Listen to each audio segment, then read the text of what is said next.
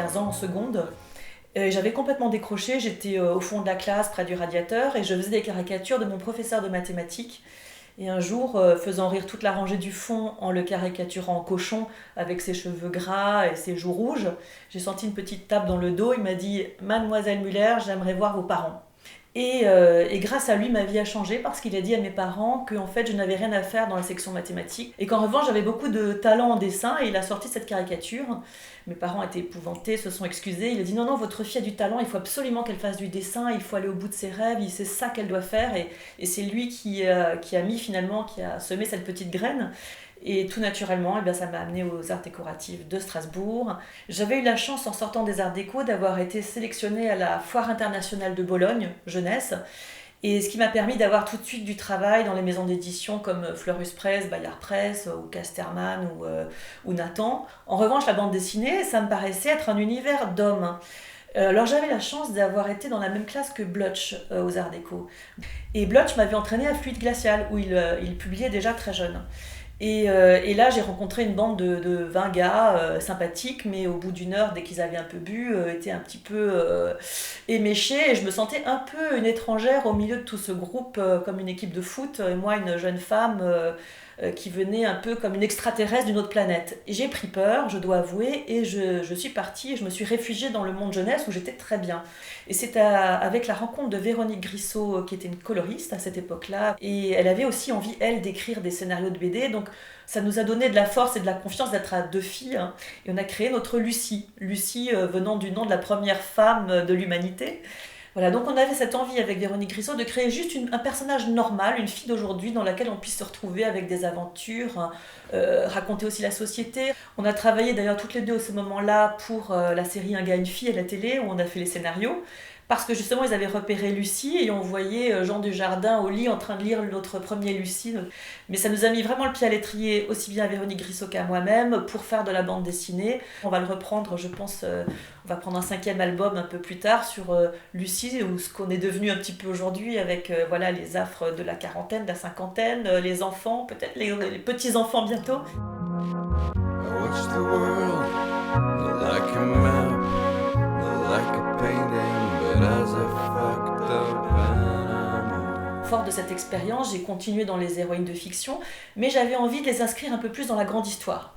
Avec Christian Demeter, je me suis associée pour faire Le sang des Valentines, où on a co-scénarisé l'histoire d'une femme pendant la Première Guerre mondiale. Ce livre a eu un prix Angoulême, et j'ai eu envie de continuer plus à fond dans la grande histoire. Et là, coup de chance, je rencontre la personne que je devais rencontrer, c'est-à-dire José-Louis Bocquet, écrivain, scénariste de bande dessinée, aujourd'hui éditeur. Et je lui ai demandé si ça l'intéresserait peut-être d'écrire pour moi des scénarios de femmes. On a atterri sur l'histoire de Kiki de Montparnasse. Il faut quand même savoir qu'on venait à Paris dans ces années-là pour voir la Tour Eiffel et Kiki de Montparnasse.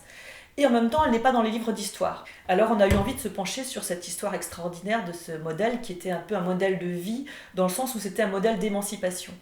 Et ça a été notre première collaboration, je peux dire fructueuse à tous les deux, puisque cette Kiki, quand elle est parue en 2007, a eu un succès considérable éditorial.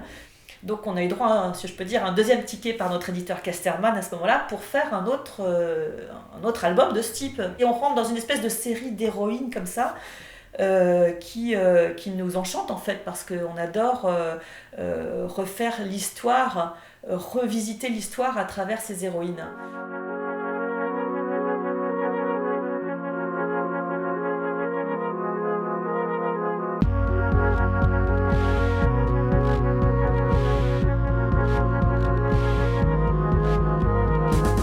Un seul vrai grand conseil à donner à une jeune illustratrice qui sortirait d'une école d'art aujourd'hui: persévérer, travailler, parce que c'est un métier qui demande énormément de travail, de patience.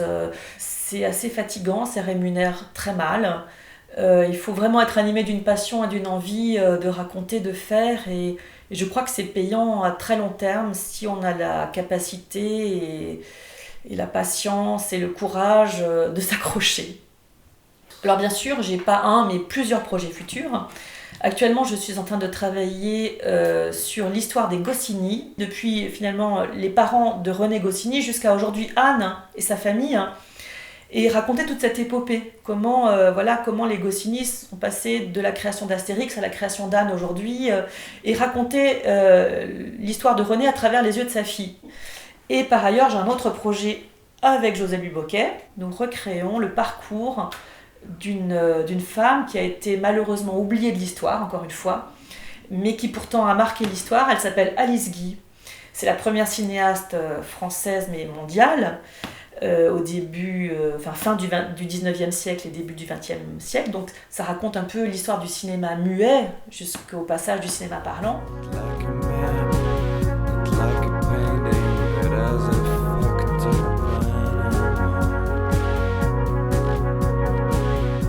Un artiste m'avait dit un jour que ce qui était important dans la création, c'est qu'il y avait 3 étapes. Il y avait la réflexion, l'action et la méditation. Et ça m'avait laissé songeuse. Et en fait, je viens de comprendre avec les années ce que ça signifiait. Je crois qu'à mon âge, maintenant, j'en suis au stade de la méditation, où je réalise que j'ai envie de raconter finalement, de parler d'héroïnes de la vie, de modèles pour nous les femmes, parce que dans l'histoire, malheureusement, les femmes ont été les grandes oubliées. Et j'ai très envie, et en plus je suis accompagnée souvent d'un homme qui est Bocquet, pour faire ça ensemble, et c'est d'autant plus fort justement, cette parité, pour raconter et mettre à l'honneur ces femmes, les faire sortir et revisiter l'histoire, voilà, de ces femmes finalement qui ont laissé une trace indélébile dans l'histoire, mais que l'histoire n'a pas retenue. C'est nos clandestines de l'histoire, et c'est très important de leur rendre hommage.